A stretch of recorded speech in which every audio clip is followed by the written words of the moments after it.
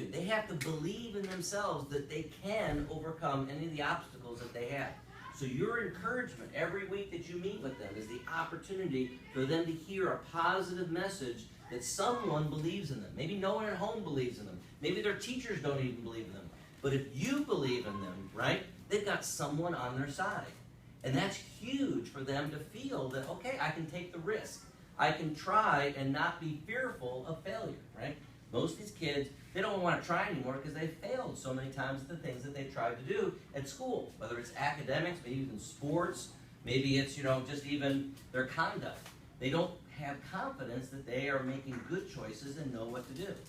So by you guys investing in them, your time that you're taking to believe in them, to encourage them, to find out what their strengths are, and help them to build from those strengths, you're giving them the opportunity to set a new direction for their lives. Because right now, they're kind of at the crossroads. Right now, this grade, 7th grade, they're either going to start having academic success, or they're going to continue to go down the road of suspensions and failures and, problems, right?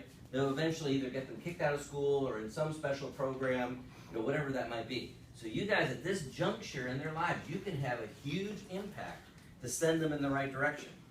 You guys are role models, right? You guys are academically doing well. You're making good decisions, right? You guys, generally, I see confidence. I see that you guys can instill what you have to someone else. You can't give something you don't have, right? But as you build your own success, you can share that success with the kid you're coaching. Does that make sense? Now, from the beginning, when you started off until the kids got to graduation, what were some of the gains that you saw with your mentee? What were some of the things that they improved on? Yeah. Their grades were improved. So grades improved. That's a huge measure that you've obviously done something to help them get focused, right? These kids are not focused. What else, Rocco? Okay. They start to open up because they have confidence, right? Often they're shy because they don't know if what they're going to say makes any sense. They don't want to be labeled as stupid, right? So they just say nothing, right? They often clam up if they're an introvert, especially in our program. We identify introverts and extroverts, right? What's something else that you noticed that your mentees progressed in, yeah? They seem more confident. Okay, so the confidence, right? The confidence is the huge thing to their opportunity. Now also, when they become more confident, like you guys are confident, you guys know what's right or wrong. They actually do too, but when they don't have confidence, they want to then fit in. So they try to go along with the crowd. But when you're confident in who you are and you know that these are principles for success in life, you're willing to make the choice to do the right thing regardless of the people around you. In fact, you guys as leaders are probably influencing the kids around you, right? Rather than just trying to follow along and be part of the crowd, you guys are actually setting the direction for the crowd.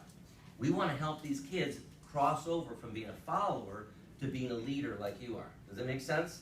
So the more confidence, the more encouragement you can give them each week as you meet.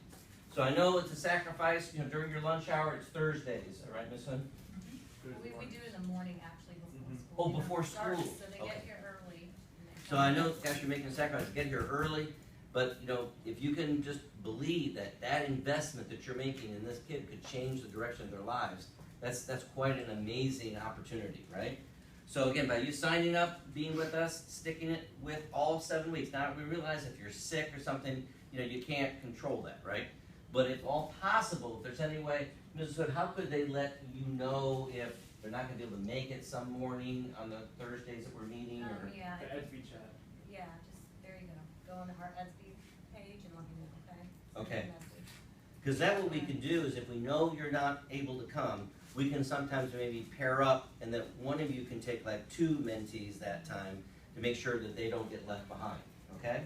Now the 2 things that primarily you're trying to help us with in this process is number 1, checking their learning, right? So they're supposed to be filling in their blanks in their books. Do we have the books in the Thursday morning session? Do they have access to the books? Mr. Robinson keeps them in his office, so